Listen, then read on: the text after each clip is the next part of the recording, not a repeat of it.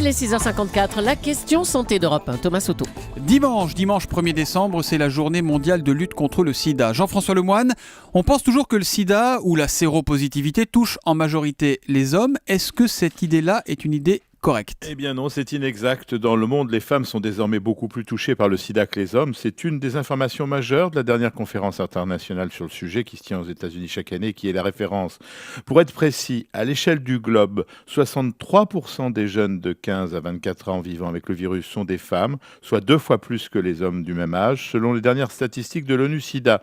Parmi les 2,200 millions de 2,2 millions adolescents qui vivent avec le virus en 2011, 1,3 million étaient des filles. On sait pourquoi désormais, docteur, les femmes sont les premières victimes du sida? Alors globalement, les femmes ont un plus grand risque que les hommes d'être contaminés par le virus lors de rapports hétérosexuels sans préservatif parce que les zones exposées sont plus étendues chez les femmes. Dans de nombreux pays, elles ne sont pas en mesure d'exiger à leurs partenaires qu'ils utilisent un préservatif. Elles ont plus souvent sont victimes de rapports sexuels forcés. Alors il faut insister pour dire que l'infection par le VIH est la principale cause de mortalité, Thomas, chez les femmes en âge de procréer. C'est cela la réalité de cette épidémie, une information que les gens n'ont pas forcément. L'infection par le VIH est la principale cause de mortalité chez les femmes en âge de procréer. Oui, effectivement, c'est surprenant. Ce sont des chiffres globaux à l'échelle de la planète que vous avez là, Jean-François. Qu'en est-il de la France? Alors bien évidemment, la proportion change, puisqu'un tiers des séropositifs sont des femmes en France, mais elles sont moins bien prises en charge. Une étude VIH au féminin vient d'être publiée. Elle montre que la majorité de ces femmes séropositives françaises est en âge de procréer. La tranche d'âge la plus représentée est 31-45 ans. Elles sont majoritairement d'origine française, avec une proportion importante de femmes originaires d'Afrique subsaharienne.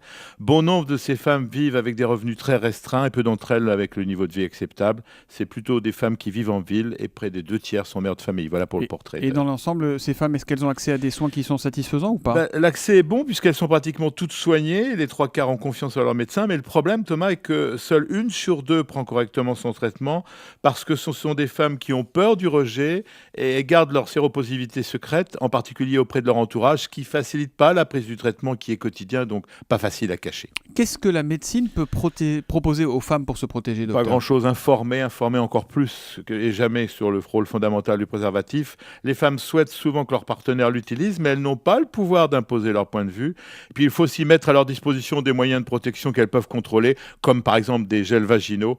Mais l'information est l'arme principale, d'où l'importance, Thomas, de ces journées mondiales. Et on est d'accord, Jean-François, que le moyen le plus simple, le plus direct, le plus efficace de se protéger, c'est le préservatif. Bien sûr, moyen simple et qui marche. Julie. Est-ce qu'une femme séropositive peut avoir des enfants sans danger, docteur? Oui, et dans cette étude, les 2 tiers montrent une grande volonté à le faire. Alors il faut insister pour dire qu'en France, la protection de la femme enceinte est très performante, ce qui n'est pas le cas aux États-Unis en particulier, on l'oublie souvent.